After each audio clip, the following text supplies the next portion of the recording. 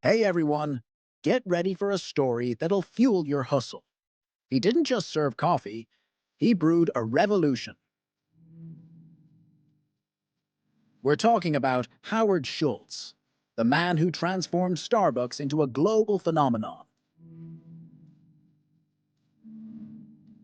Howard Schultz was born into a world where dreams were rationed like food stamps and futures were anything but certain.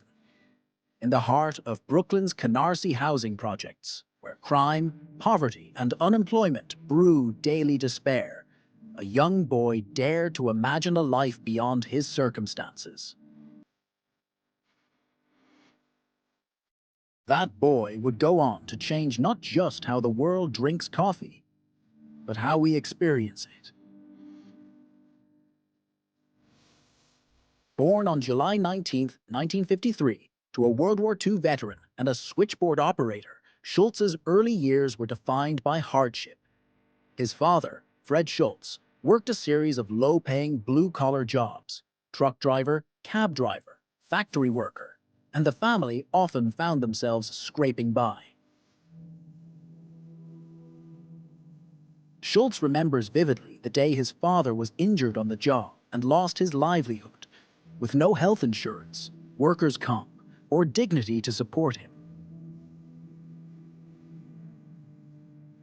It was a defining moment. The trauma of watching his father broken, both physically and emotionally, became the ember of Schultz's lifelong mission to build a company that would treat people with dignity and care, regardless of their position. Despite the weight of poverty, Schultz found solace in sports. Football became his escape, a way to channel his ambition. With athletic talent and sheer will, he earned a scholarship to Northern Michigan University, becoming the first in his family to attend college. But graduation didn't lead to immediate success. He started in sales, first at Xerox, then at a Swedish housewares company, Hammerplast, where he stumbled across a curious little coffee shop in Seattle that ordered an unusually large number of drip coffee makers: Starbucks. Intrigued, Schultz visited Starbucks in 1981. At the time, it wasn't a cafe but a roaster and retailer of coffee beans. There were no lattes, no espresso bars, no cozy chairs. But something about the company's reverence for coffee captivated him. By 1982, he joined Starbucks as Director of Retail Operations and Marketing. Then came a fateful trip to Milan, Italy. There, he encountered the magic of Italian espresso bars, bustling community hubs where baristas knew your name, and coffee was a ritual, not a commodity. Schultz had a vision: bring this culture to America. He pitched the idea to Starbucks founders, who rejected it. They wanted to remain purists, selling only beans, not beverages. Heartbroken but undeterred, Schultz left Starbucks in 1985 and started his own coffeehouse chain, Il Giornale. The early days were grueling. He hustled to raise money, facing over 200 rejections from investors who didn't believe Americans would ever pay $3 for coffee. Still, Schultz pressed on. He believed people weren't just buying coffee, they were buying an experience.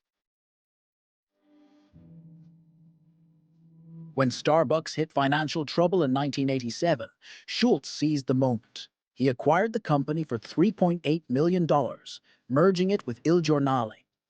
And just like that, the modern Starbucks was born. Under Schultz's leadership, Starbucks grew from a small chain of 11 stores to over 30,000 worldwide. But it wasn't just about expansion. Schultz revolutionized employee culture by offering health care to part-time workers and pioneering stock options for baristas, turning our employees into partners. He wasn't perfect. There were controversies, stumbles in international markets, and economic downturns. But Schultz led with a compass guided by empathy. In the 2008 recession, as other companies cut costs mercilessly, he chose to reinvest in store quality and retrain baristas in the art of the perfect espresso. He stepped down in 2000, returned in 2008 to save the faltering brand, and retired again in 2018, hinting at possible political aspirations.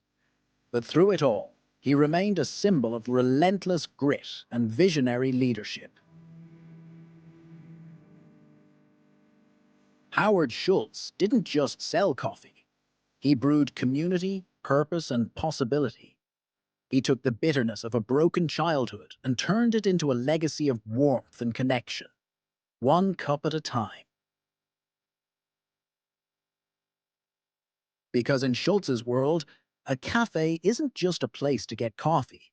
It's where dreams are stirred, stories are shared, and hope is poured, steaming and strong, into every cup.